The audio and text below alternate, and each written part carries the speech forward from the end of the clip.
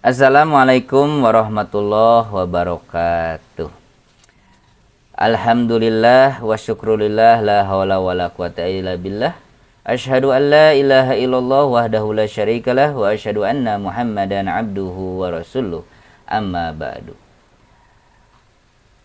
Pertama-tama mari kita panjatkan puji serta syukur kehadirat Allah Subhanahu wa taala. Tidak lupa selawat serta salam kita panjatkan kepada Nabi kita Nabi Muhammad sallallahu alaihi wasallam, kepada keluarganya, sahabatnya, tabi'in, tabi'ut tabi'in, dan insya Allah kepada kita yang masih istiqomah dalam ajarannya. Amin. Ihwatul iman, saudara-saudaraku, kawan-kawanku dimanapun berada, kembali lagi kita di channel Generasi Hijrah yang membahas untuk pada kali ini untuk kajian tafsir Ibnu Katsir, terjemah bahasa Indonesia.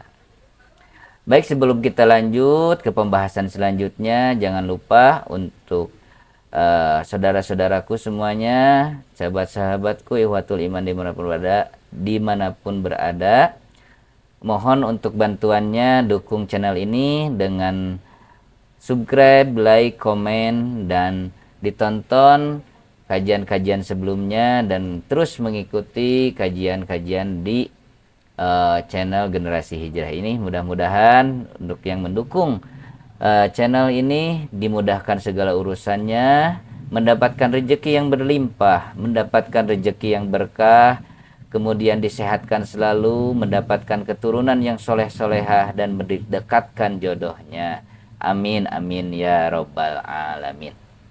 Dan barat yang bersentuhan dengan tanah, sebagaimana hal itu didengarnya dari bibirnya Ummul Mukminin Aisyah radhiyallahu anha dari Nabi Shallallahu alaihi wasallam. Bangunan Ka'bah masih tetap demikian selama masih kepemimpinannya, hingga akhirnya ia dibunuh oleh Al-Hajjaj. Lalu ia mengembalikan Ka'bah itu ke bentuk semula atas perintah Abdul Malik bin Marwan. 37. Baca cerita lengkapnya dengan segala keajaibannya dalam buku aslinya. Tetapi setelah Ka'bah berada dalam keadaan seperti itu, maka sebagian ulama memakruhkan untuk dirubah dari keadaan itu, sebagaimana disebutkan dari Amirul Mukminin Harun ar-Rasyid atau ayahnya Al-Mahdi, bahwasanya ia pernah bertanya kepada Imam Malik mengenai perobohan Ka'bah dan pembangunannya kembali seperti apa yang telah dilakukan oleh Ibnu Jubair. Maka Imam Malik pun menjawab, "Ya Amirul Mukminin, janganlah engkau menjadikan Ka'bah itu sebagai permainan para penguasa.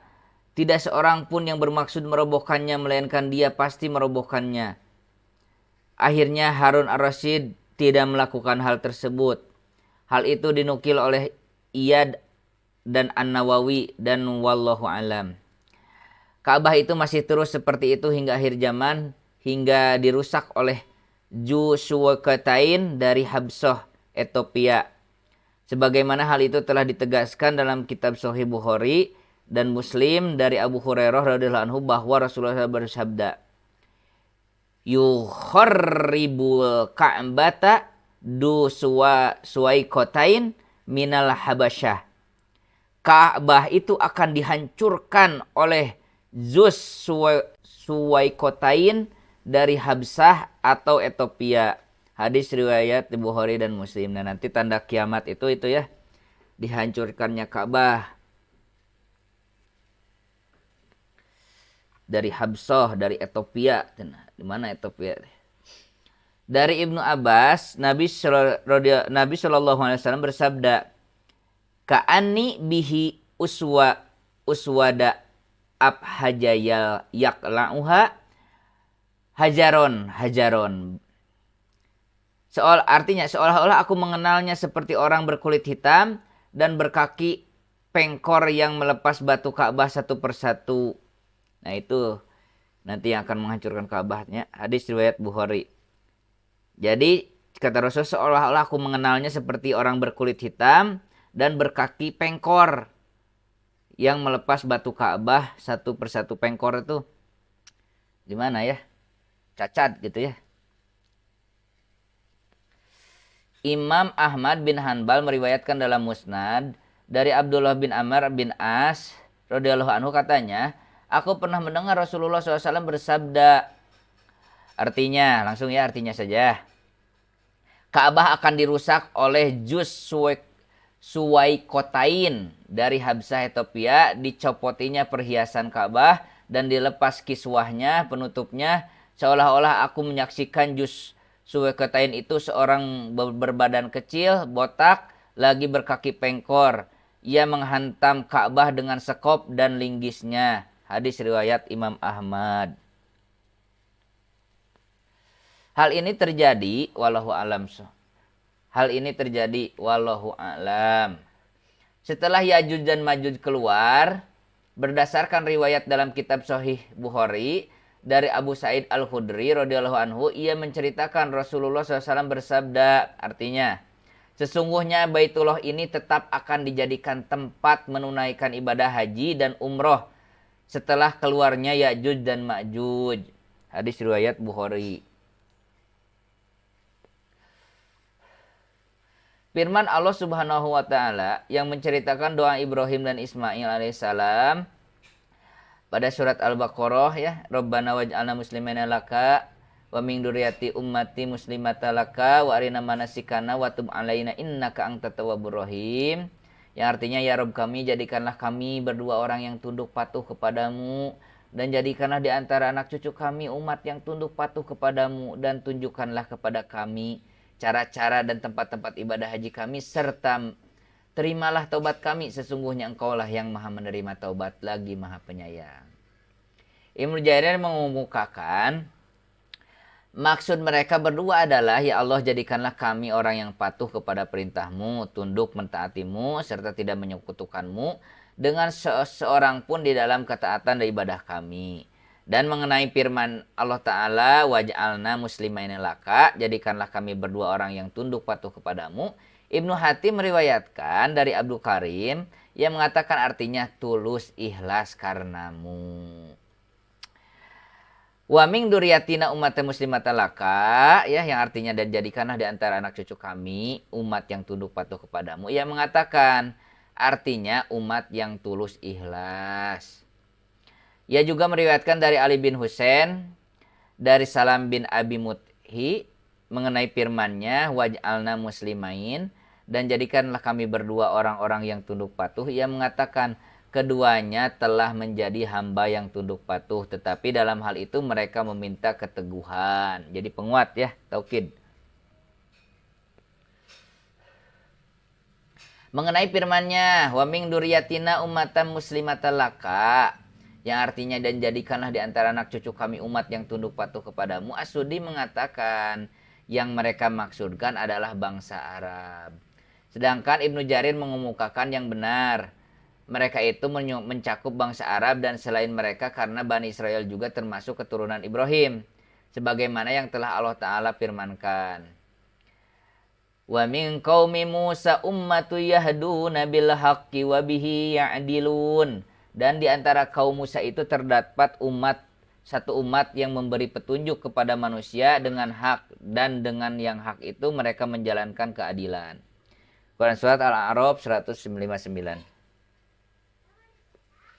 Berkenaan dengan hal tersebut, penulis katakan bahwa apa yang dikatakan oleh Ibnu Jarir ini tidak menafikan pendapat As-Sudi karena penghususan bagi mereka bangsa Arab.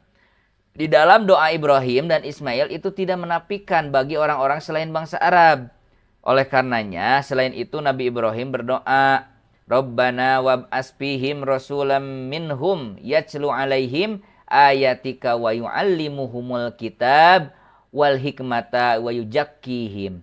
Ya Rabb kami, utuslah kepada mereka seorang rasul dari kalangan mereka sendiri yang akan membacakan kepada mereka ayat-ayatmu, mengajarkan mereka kepada Alkitab, Al-Quran dan hikmah sunnah, serta mensucikan mereka.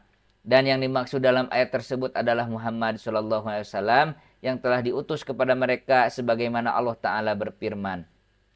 Walladzi ba'asa fi ummiyina rasulan minhum, dialah yang mengutus kepada kaum yang buta huruf seorang rasul dari kalangan mereka sendiri. Ya, itu untuk tafsir Ibnu Katsir terjemah bahasa Indonesia untuk sesi kali ini. Baik, sebelum kita tutup, kita akan biasakan untuk mendoakan saudara-saudara kita di Palestina ya, yang seiman, yang mendapatkan musibah, mendapatkan kezaliman-kezaliman. Baik, bismillahirrahmanirrahim. Allahumma anzil mustad'afina minal mu'minina fi Palestin. Allahumma ansur mujtahidina fi Palestin wa fi kulli makan. Allahumma ansur musliminal mustad'afina fi kulli makan. Allahumma shdud wat'ataka ala a'da'id dini minal kafirina wadzalimina fi Palestin wa fi kulli makan. Ya Allah, selamatkanlah kaum mukmin yang lemah di Palestina. Ya Allah, tolonglah orang-orang yang berjihad di Palestina dan di berbagai tempat. Ya Allah, tolonglah kaum muslimin yang lemah di berbagai tempat. Ya Allah, keraskanlah siksamu kepada musuh-musuh Islam, orang-orang kafir dan zalim di Palestina dan di mana saja. Amin, amin, ya Rabbal Alamin. Baik, itu saja untuk kajian kali ini. Mudah-mudahan bermanfaat, jadi amal ibadah untuk kita semua, dan ibadah kita mendapat ridho dari Allah Subhanahu wa Ta'ala. Amin. Oke, sekali lagi mohon dukungannya untuk channel ini. Tolong di subscribe, tolong di like, tolong di komen, dan ditonton untuk video-video sebelumnya sampai selesai ya. Oke, terima kasih. Ditutup saja dengan doa kifaratul majlis. Subhanaka Allahumma rabbana wa bihamdika asyhadu an la ilaha anta wa astaghfiruka wa atubu ilaik. Wassalamualaikum warahmatullahi wabarakatuh. Amin ya rabbal alamin.